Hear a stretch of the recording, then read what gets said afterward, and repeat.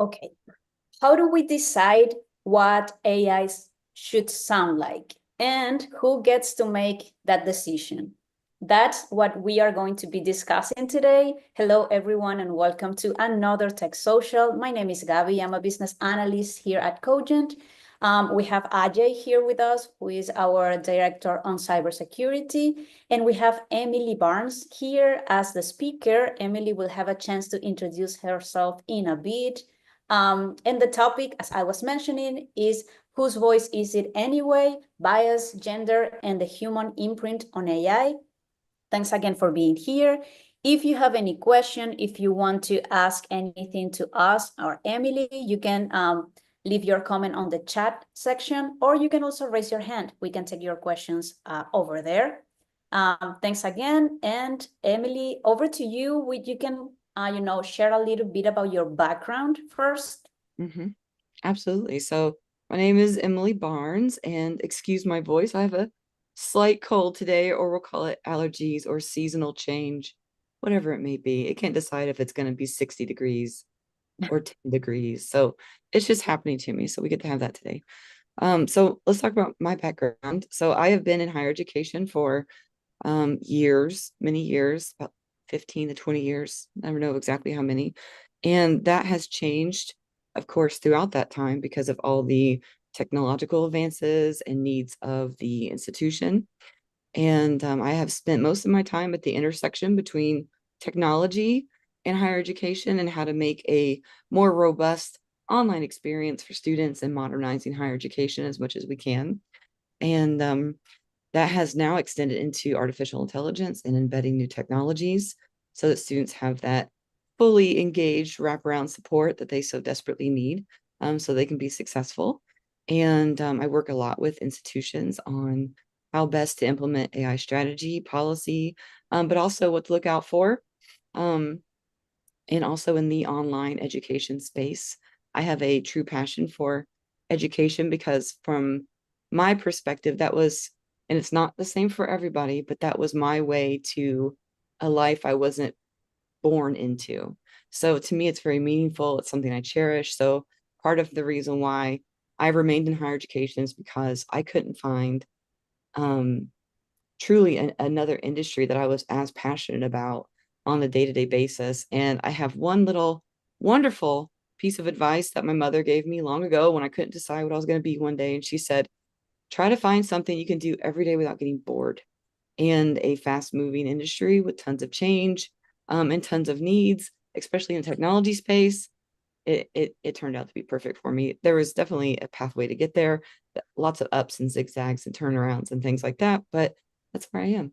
I'm also a mom and a wife and a homesteader. So a little bit of my background, so I like to do things like grow vegetables and clean water.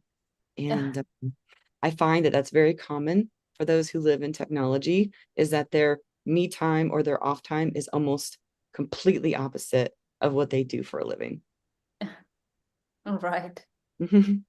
So Ajay, would you like to start? Do you want me to start? Yeah, yeah. You could go ahead and start, and then we'll kind of go there. Sure. And so, by the way, Emily, thank you. I think that's fascinating because there's not a lot of people that actually come from that angle. So you were graceful enough to say, I wasn't brought up like that. I'll go ahead and say I'm an old guy, and I've been around, and we didn't have any online presence, period. I went to Michigan State University. It was you showed up, and that's it, right? And today it seems it's very different, right? And now hopefully you'll give us some insights into the AI world and what that really means for them. So I'm looking forward to that. Mm-hmm. So, Emily, we have come to expect AI like assistants to sound helpful and polite and often like feminine, right? Like Alexa or Siri or any GPS voice. I think that that's not random. I think research might show that users respond better to certain voices, but then I think it raises like the real question, like why are so many voices designed to be female, and what message does that send? That's a really good question. So, well, I might just relay that with a question as well. So just give me a second. But, think about Siri, think about, like you said, Alexa, think about the sound of your GPS in your car or off your phone. And then imagine who you would hire to be in your home, who does the task that particular AI happens to do. So Alexa, for instance, it's your home AI. It takes notes. It plays, it might play a song, controls your lights, makes grocery lists, right? So the tasks that have been historically ordained as female as a role in a home has now found itself in there's two ways we would call that bias, but two ways it shows up directly, choosing a female voice to do traditionally female task in a home. And then there's, of course, like the whole algorithmic and data situation where bias can come in. But for our personal AIs, they often take on the the roles, the voice, the mannerisms of female, but minus a couple of features. And can you guess what those are? Like, what does it not do? That's like a lady, perhaps, or like a normal human. Any ideas? Mm. It never gets impatient, for instance. It never Oh, yells at you when you don't do something properly or make a big mess, right? It never criticizes you or has any flaws. It never has emotions, down days, up days, completely neutral. And that's also not by accident. So, a lot of times we find these technologies um, mimicking the entities we would welcome into our homes naturally. So who are your babysitters, housekeepers, people who you would think would be home during the day, who's managing the household. And it comes down to, most of the time, depending on your culture, right? Your individual culture in your home, it comes down to women. And it's more prevalent um than just how it manifests as far as like the voice and the way that she responds. But um even with how it was trained to respond in a certain way to be more nurturing. If your kid asks, for instance, if your child, my kids do this, maybe not everybody's kids do this, but it'll say, hey, Alexa, I love you. And then when they say, I love you to the AI, she automatically comes back and sings the I love you song. If you okay. haven't asked Alexa to sing you the I love you song, please do so. Or if you want to hear happy birthday. So my children will yell at Alexa, play the same whatever song a million times, and ask for input on certain things. And, she'll deliver it as she does without, any flaw whatsoever. But it does happen. And I think it happens because those are roles that were traditionally held by women. So that's what we continue to perpetuate. Right, yeah, definitely. And also, like following what you're saying, I think studies also show that users often treat female voice AIs as assistants and male voice AIs as authorities, right? Um, how do we confront these subtle yet powerful gender norms in AI voice design without reinforcing them further? That's a good one, but a big one. So there's a couple of ways, or things I would suggest, and it's really for everybody. So we'll start with personal, or maybe we'll start with work and then we'll go to personal. So like as an institution, if there's an institution developing AI, using AI, or just um, even if they're using it just as a tool and it's not part of their enterprise, they're not using it for day-to-day work tasks, but it is something that maybe each individual employee utilizes, let's say like Copilot, for instance, but the entire organization isn't running on an AI enterprise.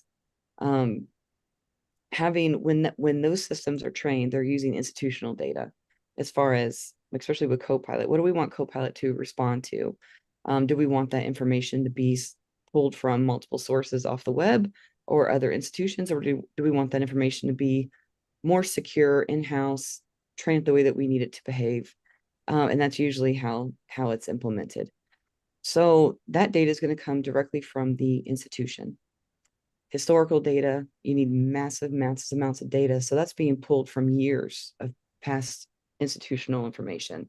That data has to be gathered, it has to be cleaned, it has to be organized, it has to be chosen. the features of that data are chosen, and then how that AI is trained also comes into play. So then how do you mitigate that? How do you ensure that bias isn't entering it at the, prior to the development stage, like in the cleaning of the data stage, the collection of data stage? How do we make sure we're collecting data in a way that's not going to mimic bias? How are we making sure that we're representing all people of the institution, and even more so the people we want in the institution? So even if it's a system that's being trained on, here's our employees or our customers or our students today, and here's the past 20 years of them, what do we want to be mindful of in the future? And that all comes down to the data that you're giving it. So how can that be balanced, right? As far as having representation of all faces, voices of authority is a big one. How are we making sure that we are not helping the algorithm have even more emphasis than it would before? So some algorithms are just naturally built to emphasize certain features. So then how would you, balance that?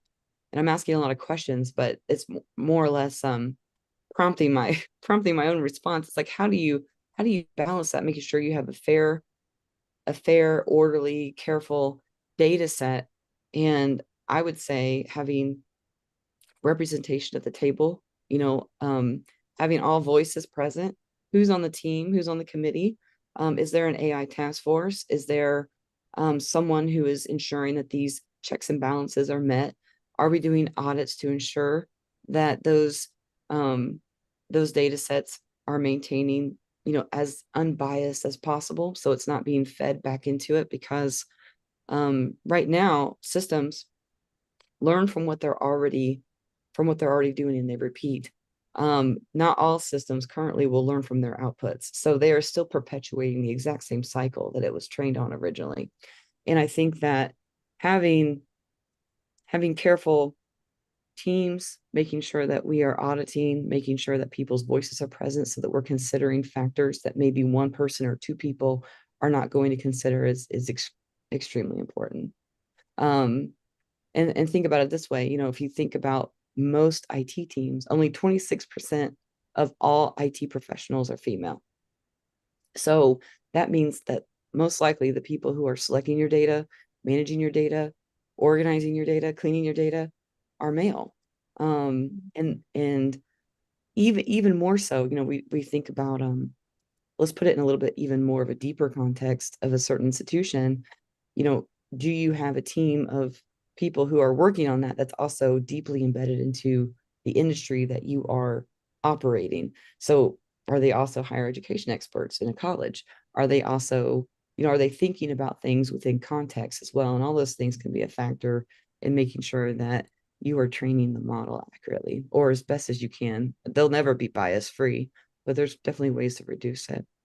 So I would say making sure that voices and faces of authority are present, a group that represents the community that you serve or your customer base or employees, and making sure that that's there, but also having a clear checks and balance system, just like you would any other type of institutional effectiveness or assessment planning. This would enter into that almost immediately, or it should be if it's not already.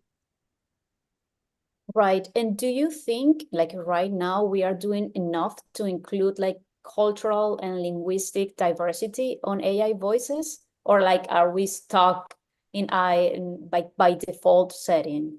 Like, do you see any company doing this right now? Well, let's start with the first part. It's a significant problem to date. I think that anybody who's, even peeking a little bit in the AI space can see that there's definitely red flags and areas of concern regarding bias, and not just voice as in, what it's speaking, but its voice. And it can be verbal, it can be written, but how is it communicating?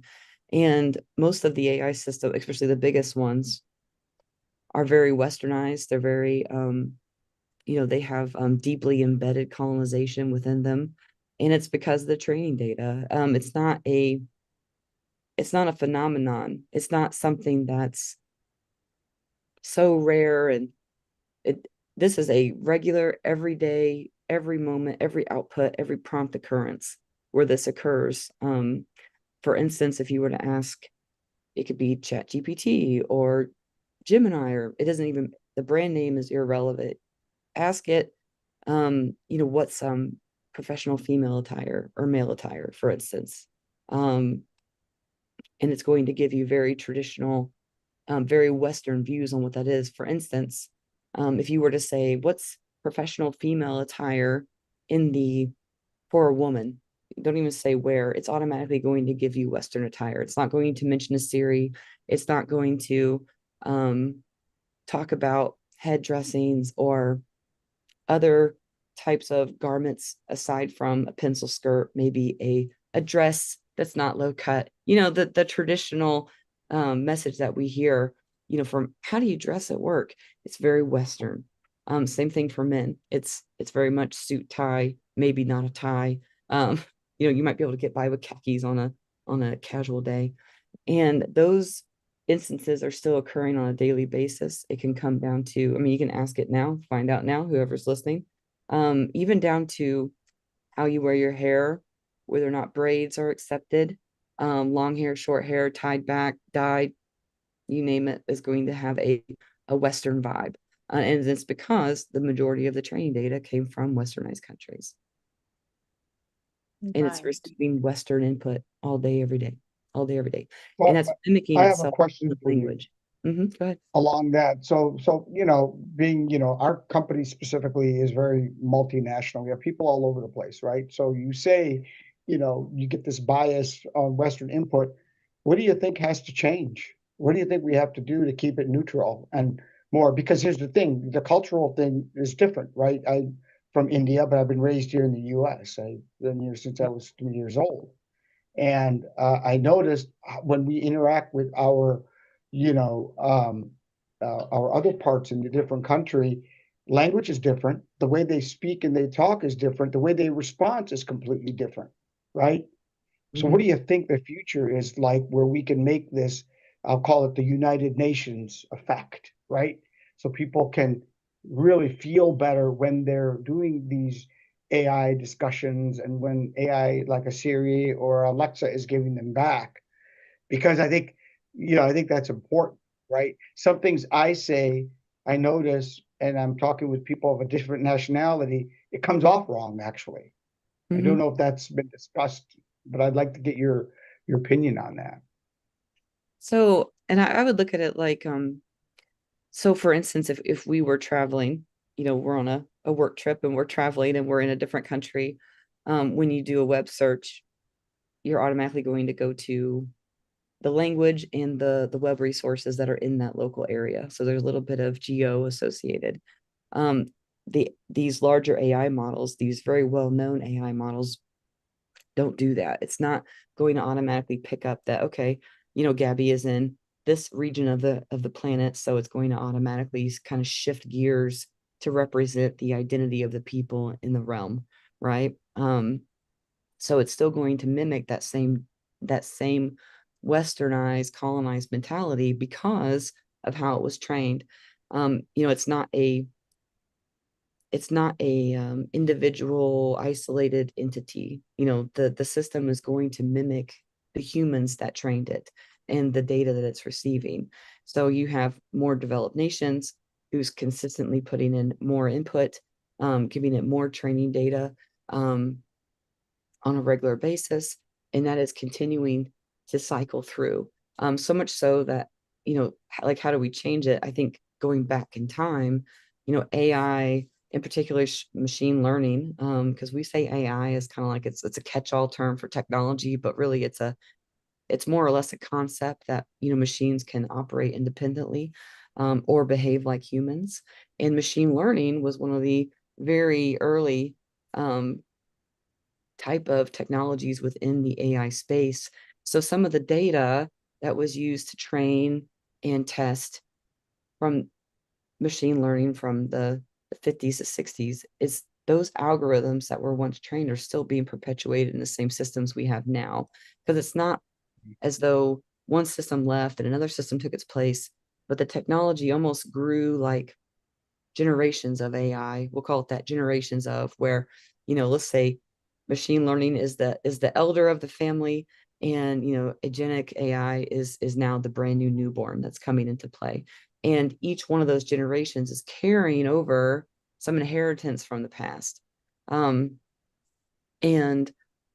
when we are interacting with these systems, it's still perpetuating the same type of habits and the same understanding that it did, or understanding, I'll put that in quotes, understanding that it did from years ago. Because AI, we've had the capability, not open to the public, but the technologies existed for 50 years, right? 60. So I think that as far as mitigating those efforts, and like, how do you make it better? How do we reduce that? How are we retraining? What goals do we have? And I would say right now, the US, but in particular, we don't have a set standard per se. We don't have what the UN has created. We don't have a strategic plan. And I think that a big reason for that is because our mindset is that if we have regulation, then it limits innovation. So we don't want to regulate AI too much just yet, when really, I think from a people perspective, we're thinking this is here we want this to be equal. We want this to be inclusive.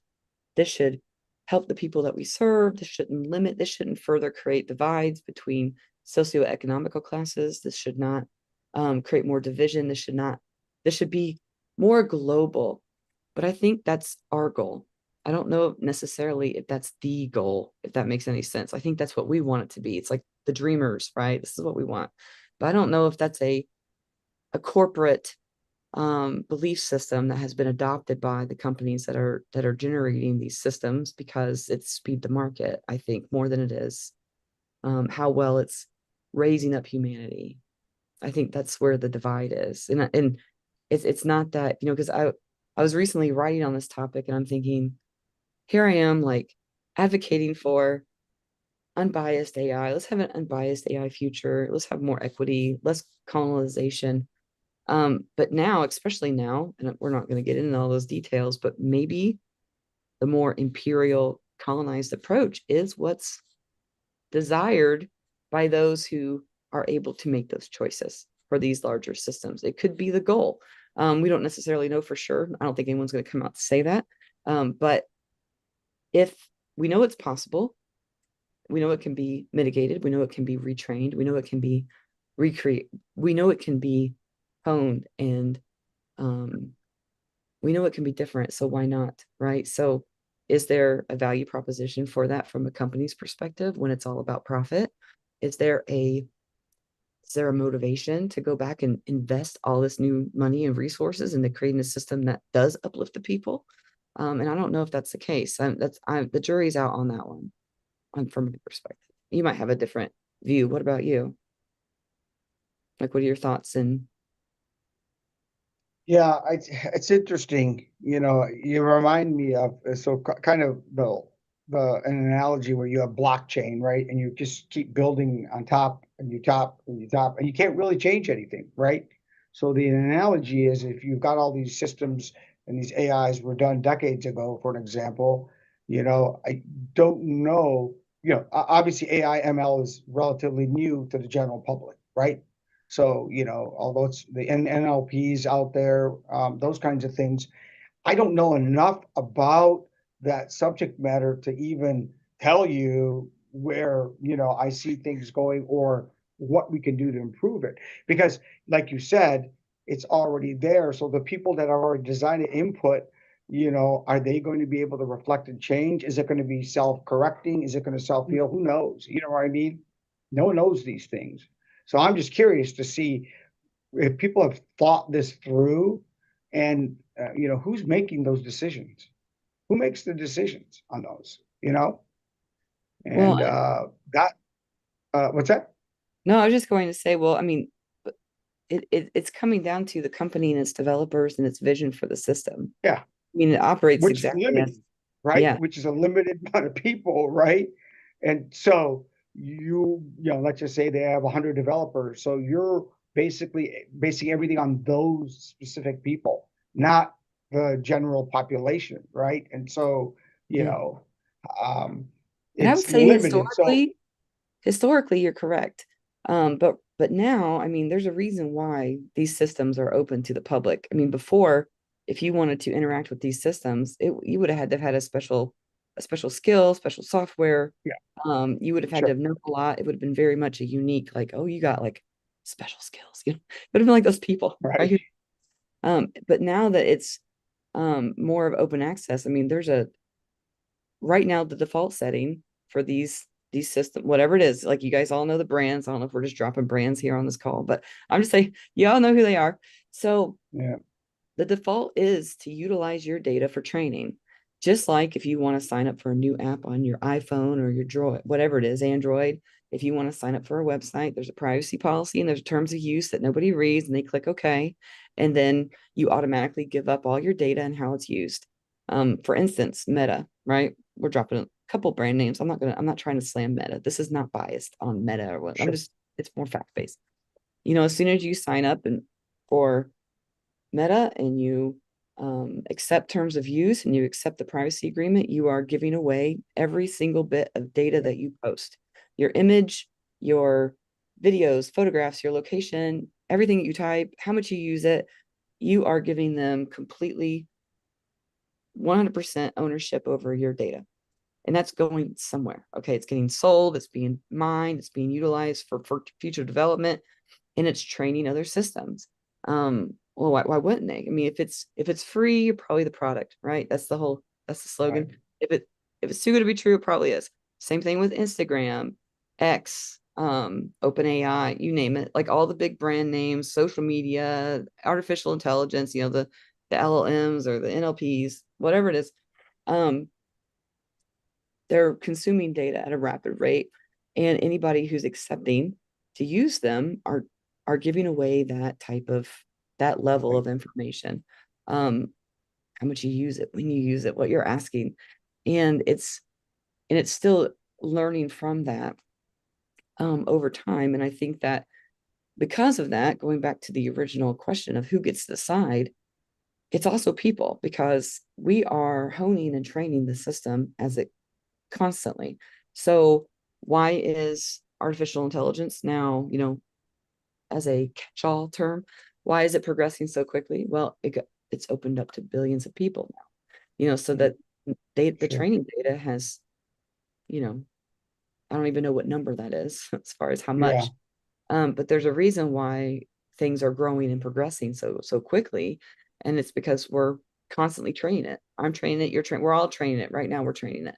Um, Zoom will pick up my hand, you know, whatever. I have it turned off, but if a little heart pops up, I apologize. But you know, it will start to pick up, you know, like your face, your voice, and it's using all of those little tiny bits of data to train into, you know, obviously profit off of what's happening on a regular basis. And I think that people have a really big say over how things develop now and in the future because of how they're utilizing it, if they're utilizing it, where they're putting their money, the systems that we invest in.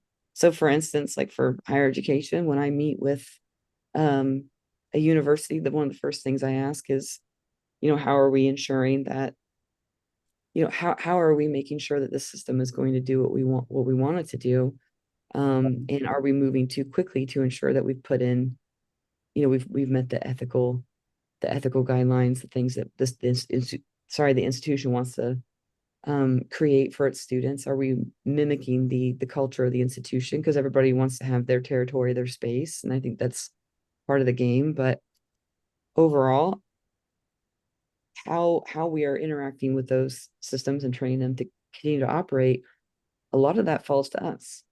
Same thing with what we purchase. You know, are we requiring, you know, name whatever company you might put for your enterprise, for your company, are you asking them to show you how the data that they use to train their model was sourced?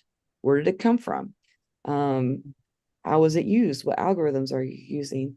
How are you mitigating bias? Are you auditing? Do you have third-party reviewers? Do you have a diverse team that has oversight over how the system operates? And do we have those things in place to make sure? Are we asking the companies for that? Because I mean, we're not most places aren't developing these systems in-house. They're purchasing them and they're licensing them for use.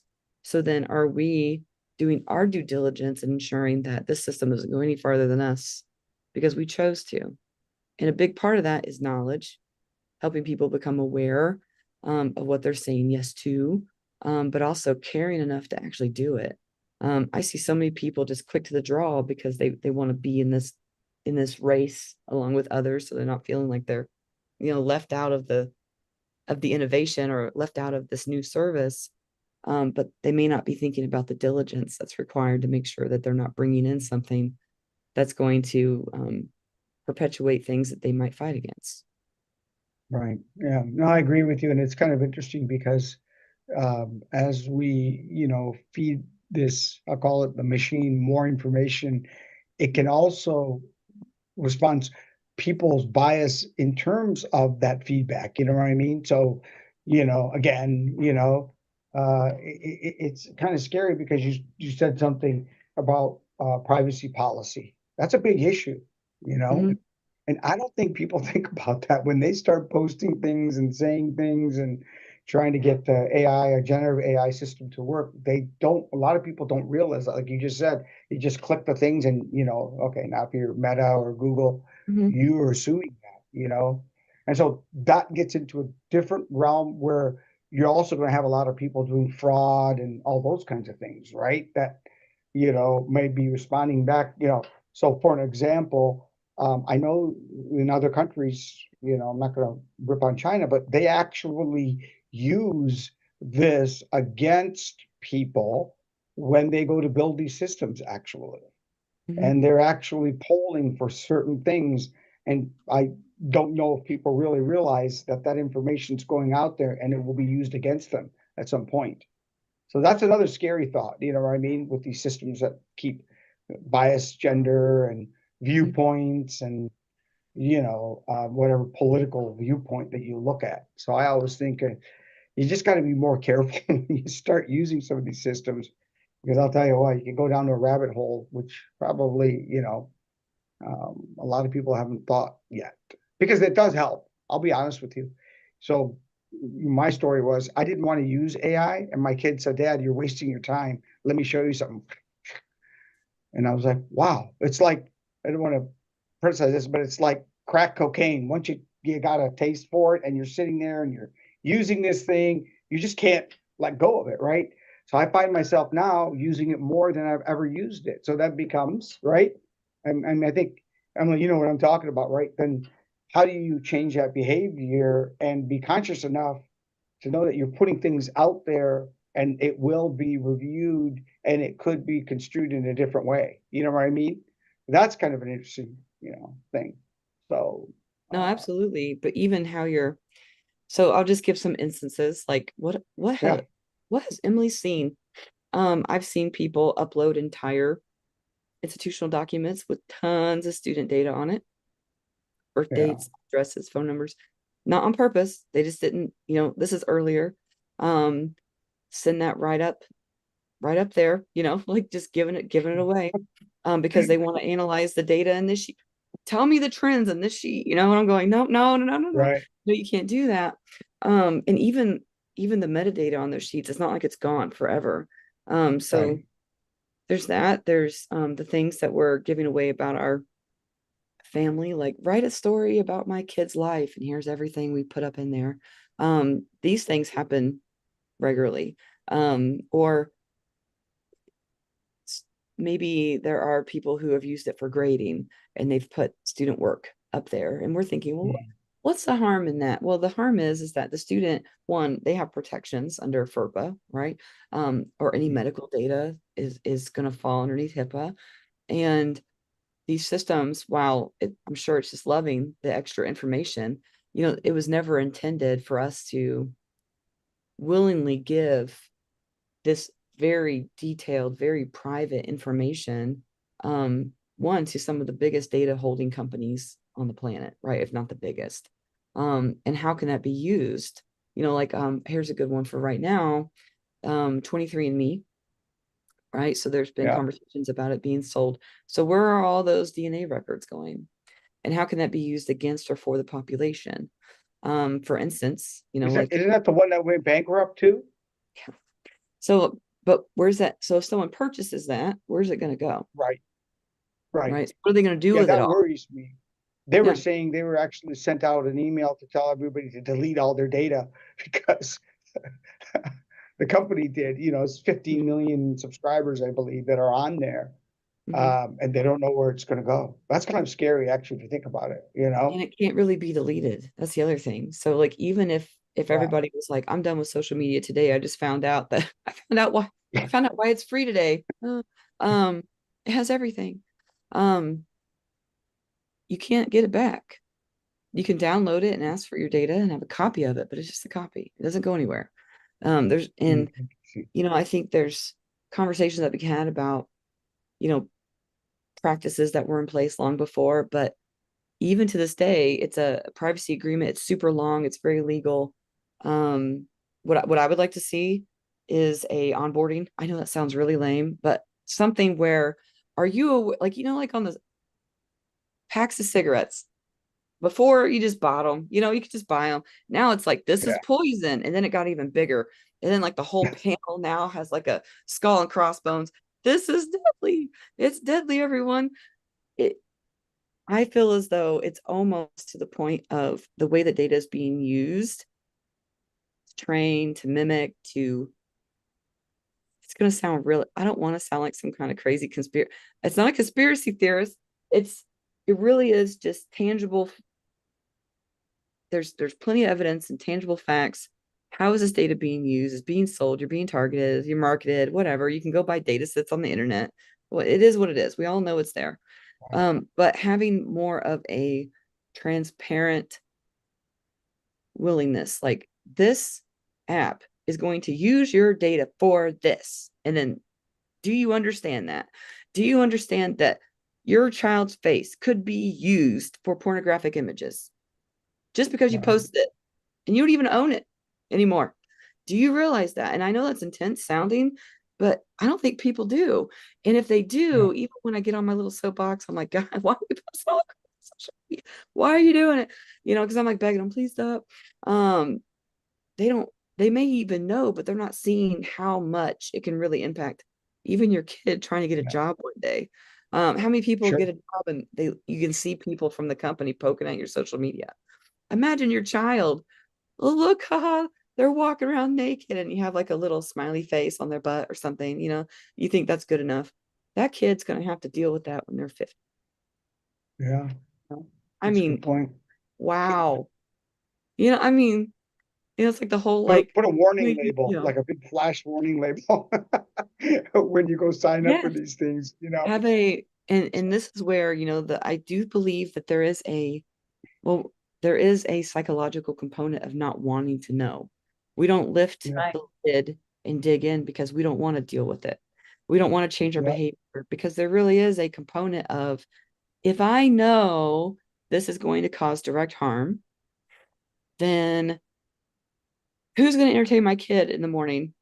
If they're on playing their whatever system and talking to whoever and playing with whatever, if, or how am I going to share, and how am I going to learn about the event or the yard sales, or how am I going to know about the thing? How am I going to see all my people and snoop at my boyfriends from high school's page? Like, how am I going to know?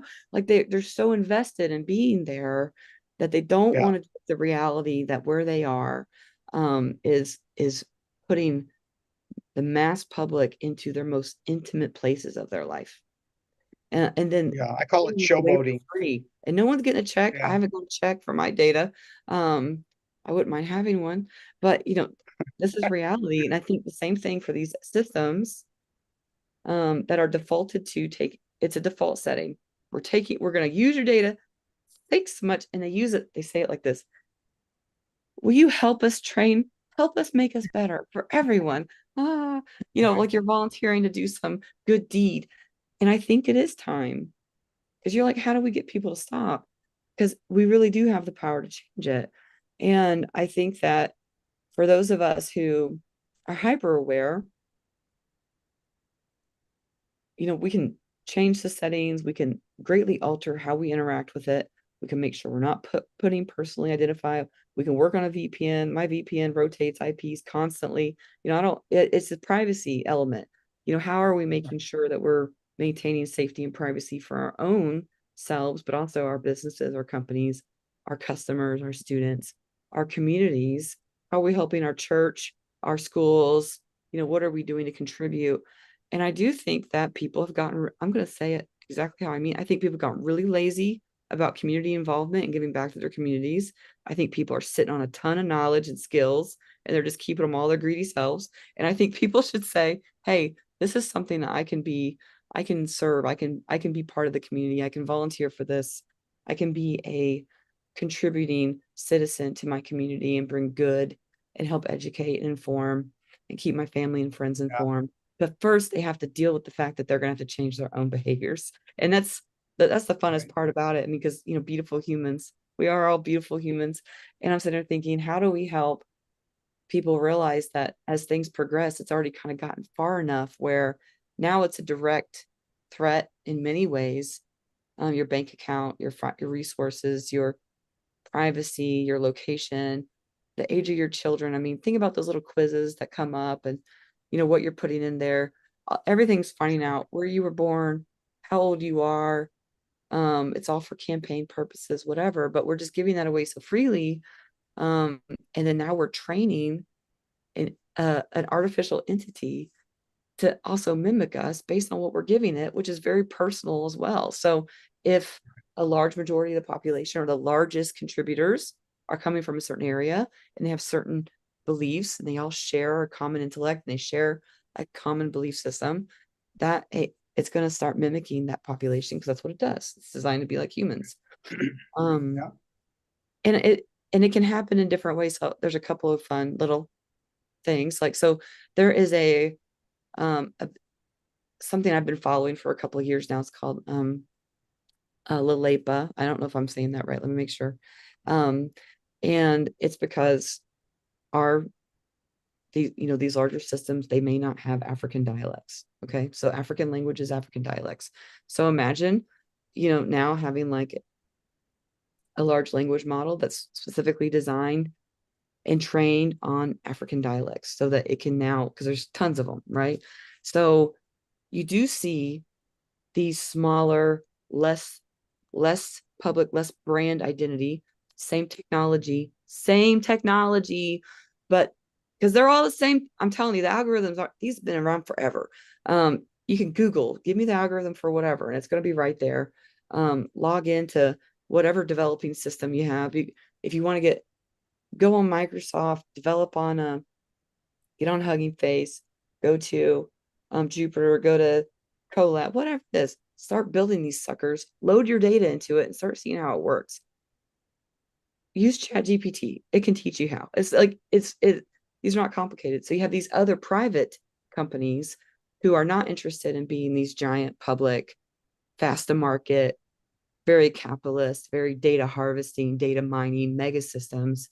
And they are focused on inclusiveness and equality and bringing voices that are unseen, unheard, and completely erased from what will be, that will come out in the output that won't be manifested. And they're creating them so that they serve different groups. Those companies need to be uplifted and acknowledged and utilized. And I've watched this group. It's all women, all females, all female designed, all female developed, responsibly harvested data for training data. And they've built a system that now fosters, service to this very huge population of people that was simply overlooked in a more Western system. And I think that's where, thinking about we've been all over the place with this topic, but whose voice is it's yours? I think that's the answer. It's your voice. And your voice in your pocketbook really controls everything. And we just don't want to deal with that because then we have to make different choices. I'll make an analogy, Emily. I'm a vegetarian, and I think it kind of relates to this because I feel like most of the people know what's behind eating animals. They know what it is, but they don't want to think about it, right? When they're eating. They just want the burger. Just give me the burger. Yeah. Exactly. And it looks beautiful on your plate, and whatever meal you have, like your mom gives it to you, and it's like warms your heart, and like so many things that people have like a connection with food and etc. But they don't want to think about where that plate is coming from. So I feel like it's sort of the same thing with AI, because, and this is my question, like we know it's taking our data, we know we are feeding it and it will be used or misused, and we don't even realize, but we know that's there. But then how do you also balance using AI to automate your workflow with the fact that this is also happening? Like, for example, for you, your personal life or your professional life, what do you use? Do you use AI? How do you use it? Are you aware? Like, do you do something to, protect yourself from that? I know you mentioned like VPNs and settings, but overall, do you use it? No, of course. I mean, yeah, how do I, so I use it, I build it. So some of the, I do have my own models that I use for certain kinds of data. Oh, But again, I'm not giving away, because you can have a local server, you can have protections on your local server. You do not have to, there's ways around this, but then I that's not going to be what someone that everyone can do. So right. then how do you keep yourself, I would say, safe? Let's think more like mass audience. A VPN is a great start. Um, concealing your identity, not using your regular email, not using your full name. Even if I DoorDash something, I'm not using my name. I got my own, I have alter egos that I have online for purchases, because it shows up at the address, but it's those little things like that. I have 6 different birthdays that I use when I got to put in one that's not my own, different names that I put in and are not my own. And I have all those little personas that if it's not a verified identity, then why give it away? Right. I saw Tell them your actually. age and your gender. You don't have to answer those questions. People think Oh, they do, but they don't. Um, so then how are you, even on the smallest level of not giving the person delivering your food your full everything. mm, How are you checking all the privacy settings on your phones, on your in your applications? And it's really as simple as just researching, just look it up, just search for it. How can you protect yourself? What settings can you change on this specific app? It's going to tell you. You're going to figure it out. What can you change on your iPhone? What can you change on your regular computer so that you're not broadcasting, you're not sending messages that can be easily, you guys use encrypted apps for communication. mm, So using encrypted apps for education or for communication, having a VPN, rotating your IP address, keeping your identity concealed, using different emails, having different emails for different things, not broadcasting that information. And we might thinking, well, what's the harm? And the harm is that no matter what, if someone finds my name, they can find where I went to school. I love getting pinged on LinkedIn for, if you're interested in this, send me your resume so I can find out where you went to school and all the places you've been, and I can find out just everything about you. And then, but there's more than that, right? Because it's also like, is the world catching up with you? So like, let's say I'm super, and I'm not even all the way there. Bye. thank you, Ajay. Gotta go. I'm not all the way there. There's definitely still things I could do to improve. Um, but are we doing everything that we can on a day-to-day basis? And I think a big part of it is also being more insistent and demanding. Right now, no one refusing refusing to use certain systems because they're like, well, this isn't good enough. Some people are, I'm correct myself. Some people are, most people don't. I had a professor in cybersecurity and data analytics who never, you can't find one image of this person's face on the internet. Refusal is for privacy purposes. Some people will black out their face, and I know it sounds nuts. People think it's just crazy, but really, it's like just leaving all the windows to your house open. But even on a more intimate level, go ahead, tell me Definitely. your blood type. Go ahead and tell them. Like think about like 23andMe, you really did just give them your genetic code. So I Right. think this conversation is really about voices. And I think that it's up to us to figure out how we want things to go in the future and to stick up for it instead of going with the flow. The herd mentality is real. And I think that we can herd it the other way. But once it impacts revenue, I think it's a done deal. And do you think it's never too late to start protecting yourself? Like, Oh, what of if course. I have all type of social medias and I have given the AI a lot of information about myself already, or things like that? Mm-hmm. What then? Absolutely. You can. And you start reining it back a little bit at a time. And I think that you can't go back in the past and change it, but you can definitely start. Explore every little button on your app. Look for privacy, look for settings. With AI, uncheck that button to contribute to training data. It's down in your settings as well. No matter what system you're using. Same thing with, you got to think like with some of the, like with Gemini, for instance, you're going to go straight to Google and adjust your privacy settings there. And that's still just a chip on the iceberg. That's not all of it, so implementing some things to keep you safe. Think of it like having fire detector in your house. Essential item. Got it.